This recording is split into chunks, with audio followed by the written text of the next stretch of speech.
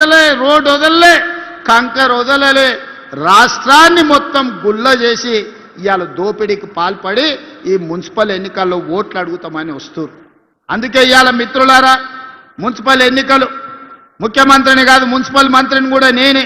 2 ఏళ్లలో రాష్ట్రంలో ఉండే 116 మున్సిపాలిటీలు, 7 కార్పొరేషన్లు, 123 మున్సిపాలిటీలకు 17,442 కోట్ల రూపాయలు ఈ 2 ఏళ్లలో ఖర్చు పెట్టినాం. ఇవాళ ఉత్త కరీంనగర్ జిల్లాలో ఉన్న మున్సిపాలిటీలు మొత్తానికి కలిపి 15 ఉంటే, 2 కార్పొరేషన్లు 13 మున్సిపాలిటీలు ఉంటే దాదాపుగా 2,778 కోట్ల రూపాయలు ఈ మున్సిపాలిటీలకు ఇవ్వడం జరిగింది. ఒక్కొక్క దాని లెక్కలు కూడా ఈరోజు మన వాళ్ళు నాకు అందించారు. రామగుండానికి 586 కోట్లు ఇచ్చారు. ఉత్త కరీంనగర్కే 1489 కోట్ల రూపాయలు ఇవాళ కరీంనగర్ మున్సిపల్ కార్పొరేషన్కి ఇచ్చిండ్రు. ఇట్లా ఒక్కొక్కటిగా 2,778 కోట్ల రూపాయలు ఇవాళ మనం ఇచ్చినాం. చొప్పదండి గూడ మున్సిపాలిటీకి 50 కోట్ల రూపాయలు ఇవాళ ఇవ్వడం జరిగింది. రామగుండం కార్పొరేషన్కి ఇవాళ 512 కోట్లు ఇచ్చినాం. నేను ఎందుకు ఇవన్నీ లెక్కలు చెప్తున్నా అంటే ఇవన్నీ పనులు జరగాలి. పనులు జరగాలంటే మట్టికి పోయినా ఇంటోడే పోవాలని పెద్దలు చెప్పారు.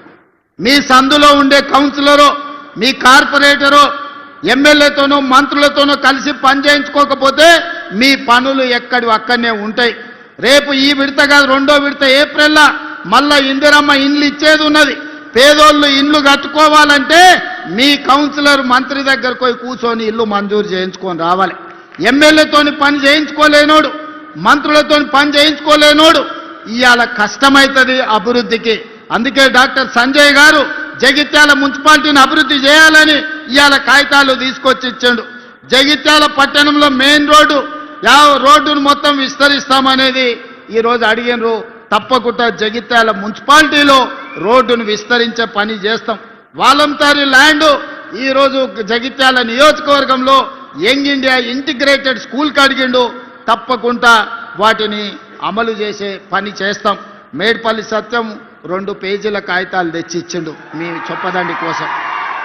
తప్పకుండా మిత్రుడు సత్యం భవిష్యత్తున్న నాయకుడు, ఈరోజు జిల్లా పార్టీ అధ్యక్షుడే కాదు, రేపు భవిష్యత్తులో రాష్ట్ర స్థాయికి ఎదగాల్సిన నాయకుడు, యువకుడు, మంచి యువకుడు మీకు ఎమ్మెల్యేగా ఉన్నాడు.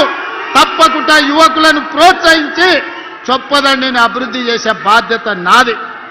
అదేవిధంగా ఇవాళ గుళ్ళ గురించి వేములవాడ మా ఆది శ్రీనివాస్ అన్న నువ్వు రావాలి అని నన్ను అడిగిన. వేములవాడ రాజన్న దర్శనం నేను పోదామని మొత్తం తయారు చేసిన. ఎంబడే కొంతమంది పెద్ద మనుషులు వచ్చారు.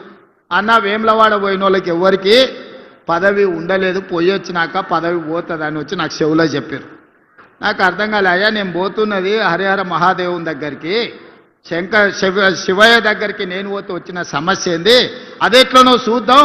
ఇట్లాంటి అపవాదులు శివయ్య మీద ఉండొద్దు, ఏదేమైనా సరే నేను వస్తపా అని వేములవాడ రాజన్నను దర్శనం చేసుకుని 150 కోట్ల రూపాయలు నిధులు కేసీఆర్ మాట ఇచ్చి శివయ్యను మోసం చేస్తే వేములవాడ రాజన్న అభివృద్ధికి 150 కోట్ల రూపాయలు మంజూరు చేసి ఇవాళ పనులు జరుగుతున్నాయి. ఆ తర్వాత నేను సర్పంచ్లో 66% సీట్లు గెలిచిన. అంటే శివయ్య మనల్ని ఆశీర్వదించినట్ట, శివయ్య మన పదవి పోగొట్టినట్ట? ఒక్కసారి ఆలోచన చేయండి. ఇవాళ అదే కాదు, మా ధర్మపురి లక్ష్మీ నరసింహస్వామి మందిరాన్ని గురించి మా లక్ష్మణ్ చెప్తున్నాడు, కొండగట్టు హనుమంతుని గురించి మా సత్యం చెప్తున్నాడు, మా వేదిక మీద ఒక్కొక్కరు ఒక్కొక్క మందిరం గురించి చెప్పారు. అందుకే మిత్రులారా నేను ఒక మాట చెప్పదలుచుకున్నా. 2027లో గోదావరి పుష్కరాలు రాబోతున్నాయి. ఈ గోదావరి పుష్కరాల కోసం ఆదిలాబాదు బాసర నుంచి ఖమ్మం జిల్లా భద్రాచలం వరకు ఎన్ని టెంపుల్స్ ఉన్నాయో, ఎన్ని గుడులు ఉన్నాయో, చిన్న కాళేశ్వరం నుంచి మొదలు పెడితే మంతంలో ఉండే టెంపుల్స్ నుంచి ప్రతి మందిరానికి పూర్తి స్థాయిలో ప్రణాళిక చేసి వీటికి అవసరమైతే 4-5 వేల కోట్ల రూపాయలు ఖర్చైనా ఈ మందిరాలన్నిటిని అభివృద్ధి చేసే బాధ్యత నేను తీసుకుంటా. చంద్రశేఖరరావు లాగా మాటిచ్చి మోసం చేసుడు, జీవోలు ఇచ్చి రూపాయి ఇదల్చకపోవడం లాంటి పనులు చెయ్యను. అన్నిటికీ అంచనాలను చేపిస్తా. మీడియా మిత్రులారా రాసుకోండి. బాసర నుంచి భద్రాచలం వరకు గోదావరి పుష్కరాల లోపల ప్రతి మందిరాన్ని అభివృద్ధి చేయడానికి అవసరమైన నిధులు ఇచ్చి ఈ మందిరాలను పర్యాటక కేంద్రాలుగా పుణ్యక్షేత్రాలుగా అభివృద్ధి చేస్తాం. అటవీ ప్రాంతంలో ఉన్న ఎకో టూరిజంని కూడా అభివృద్ధి చేస్తాం. నిన్నగాక మన మీరు చూసారు సమ్మక్క సారలమ్మ జాతర 100 రోజుల్లో ఎన్ని పనులు చేసినామో 2 కోట్ల మంది దర్శించుకున్నారు. ఎప్పుడైనా సమ్మక్క సారలమ్మ జాతరకు ముఖ్యమంత్రి అయినాక ఆ పెద్ద మనిషి వచ్చిందా ఒకసారి ఆలోచన చేయరు.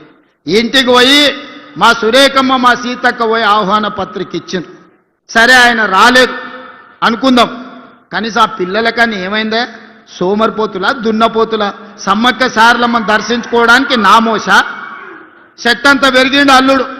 సమ్మక్క సారలమ్మ దర్శనానికి రావచ్చు కదా, గాలికి తిరుగుతాడు ఊరు మీద వాడి అచ్చోసిన ఆంబోతులాక కేటీఆర్ సమ్మక్క సారలమ్మ దర్శనానికి వచ్చిండా?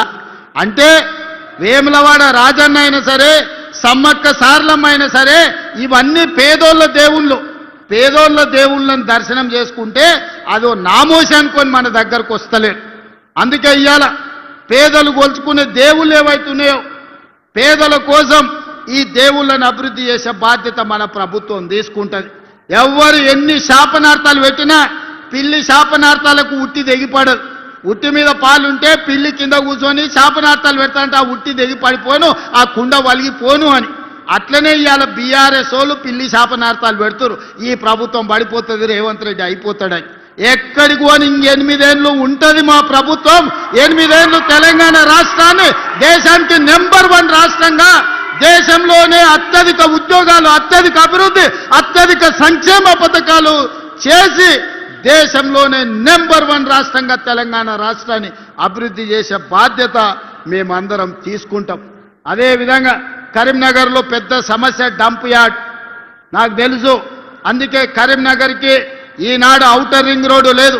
హైదరాబాద్ అభివృద్ధి చెందడానికి ప్రధానమైన కారణం ఔటర్ రింగ్ రోడ్డు, అంతర్జాతీయ ఎయిర్పోర్ట్. అందుకే ఇవాళ కరీంనగర్కి ఔటర్ రింగ్ రోడ్డుతో పాటు వరంగల్ కూడా ఔటర్ రింగ్ రోడ్డు ఇచ్చి వరంగల్లో ఎయిర్పోర్టును అభివృద్ధి చేసి ఈ రెండింటిని కలుపుతాం. జంట నగరాలలాగా కరీంనగర్ను వరంగల్ని అభివృద్ధి చేసి ఈ రెండింటి మధ్యలో ఒక పెద్ద డంపింగ్ యార్డ్ తీసుకొచ్చి అక్కడ విద్యుత్ ఉత్పత్తి చేసి ఒక దేశానికి ఆదర్శంగా ఉండే మున్సిపల్ కార్పొరేషన్స్గా వరంగల్ అండ్ కరీంనగర్ని తీర్చిదిద్దుతాం. ఎవరు ఎన్ని అడ్డంకులు కల్పించినా ఎన్ని రంకెలేసినా బీజేపీ వాళ్ళు సిల్లి గవ్వ తేరు. మోడీ ముందల నిలబడి అడిగే ధైర్యం నాదే? మా ఈడ బండి గుండు బాగానే మాట్లాడతారు ఈడ మైకుల ముందల, కానీ మోడీ ముందల వీళ్ళకి నిలబడి అడిగే ధైర్యం ఉందా? మోడీ నుంచి చిల్లి గవ్వ తెచ్చే ధైర్యం ఉందా? మోడీ వీళ్ళకి అపాయింట్మెంట్ అని ఇస్తాడా? మోడీ దగ్గరికి వీళ్ళ ముఖమే చల్లదు, వీళ్ళ ముఖమే గుర్తు పట్టాడు మోడీ. గుర్తు పట్టేటట్టుంటే Karimnagar outer ring road Bandi Sanjay దేవాలి.